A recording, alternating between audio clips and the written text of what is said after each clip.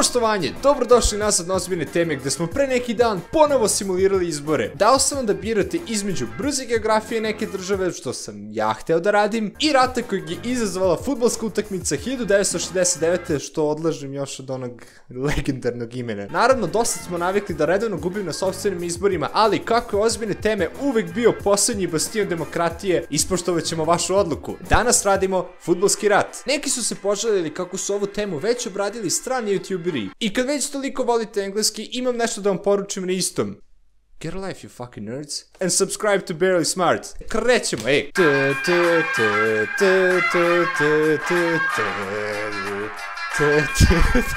Fudbalski rat deluje kao još jedan u nizu clickbait naslova na mom kanalu, jer zaista zvuči debilno da pravi vojni konflikt krene zbog utakmice. I jeste debilno pomisliti da je to stvarno razlog, jer početak neprijateljstva zapravo ima daleko ozbiljniju priču. Pa da upoznamo zaraćene strane. U jednom uglu imamo El Salvador, malu državu sa oko 3,7 miliona stanovnika, dok u drugom uglu imamo Honduras, državu sa 5,5 puta većom površinom, ali manjom populacijom. Kako su obe zemlje oduvek bile siromašne, narod se uglavnom bavio poljoprivredom.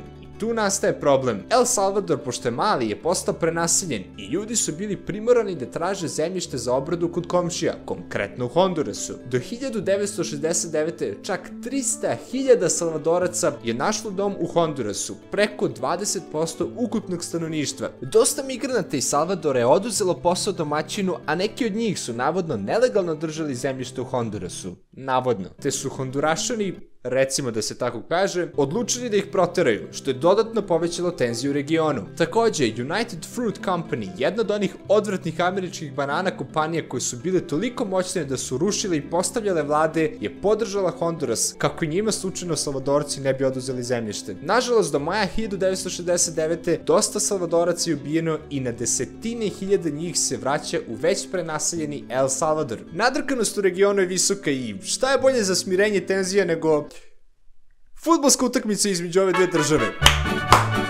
Legendarna ideja. Očigledno bilo šta, jer se rat ne bi zvao fudbalski, kao ni ovaj video. Razmišljaj. Jun 69. El Salvador i Honduras su u kvalifikacijama za svetsko prvenstvo u Meksiku 1970. Igraju se dve tekme, po jedna u obe zemlje i play-off u Meksiku. Prva utakmica je bila u Hondurasu, gde se hrpa ljudi okupile ispred hotela gde su odsedali igrači El Salvadora. Oni su tu partijeli celu noć i nisu im dali da zaspu. Zahvaljujući tome, domaćin je zapravo pobedio sutra sa 1:0. Navijači se bijali ništa gore od prosečnog derbija. Druga partija je bila u El Salvadoru i sada je bilo vreme za osvetu. Noć pre utakmice Salvadorci su lomili prozore u kome... Ovo je bio alarm da počinje trka Formula 1, tako ćemo sada malo požurimo. I namazao sam ruke kremom, neće...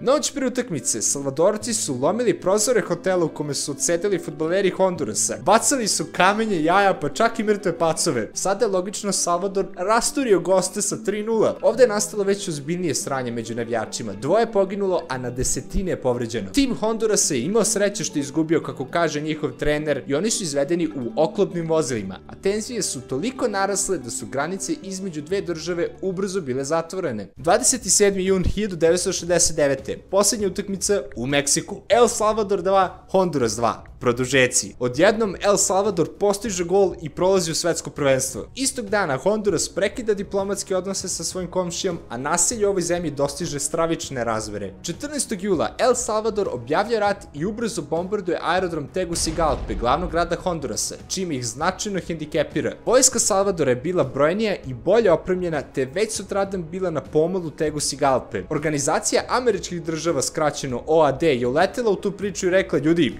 a i dosta. Na što je Salvador bio u fazonu nje i nastavio dalje. 16. jula Honduras uspeva da uzvrati udarac uz pomoć Nikaragve i uspešno bombarduje salvadorske aerodrome i skladišta goriva. Salvador u kanalu. Već 18. jula, samo 100 sati nakon početka rata, Salvador pristaje na primirje, ali se povlači tek 2 nedelje kasnije pod pretnjom sankcija od strane OAD-a. Pa šta je dobio novim ratom? Pa... Iskreno ništa. Obe zemlje su propatile kako zbog izgubljenih života i 100.000 ljudi koji su ostali bez domova, tako i ekonomski. 300.000 Salvadoraca je primorano da se vrati u El Salvador, gde jednostavno nema mesta, te nisu bili dobrodošli nazad. Smatra se da je izgubljeno oko 3.000 života u toku 4 dana ratovanja. Te 1980. ove države potpisuju mir, ali još uvek postoje razne nesuglasice oko granice, čak i dan danas. Dobro, ajde sad malo vedrija strana, aj šta je bilo sa fudbalom, već kad su se toliko borili za to svetsko prvenstvo, kako su prošli tamo. El Salvador je otišao u Meksiko i ne samo što je izgubio svaku moguću utakmicu, nego je bio ubedljivo najgori na celom takmičenju sa gol razlikom -9. Vredilo je. Inače, finale je uzeo Brazil protiv Italije 4-1. Iskreno, sad već malo produžavam video jer nemam ni pojma da smo stigli do 5 minuta dužine. Like, share, subscribe, ostavite neki komentar, Instagram, donirajte pare za pivo na Patreonu i Paypalu, nemojte da ste stipse tolike, dobijate besplatan entertainment ovdje. Ajde, vidimo se vrlo uskoro, baš vrlo uskoro.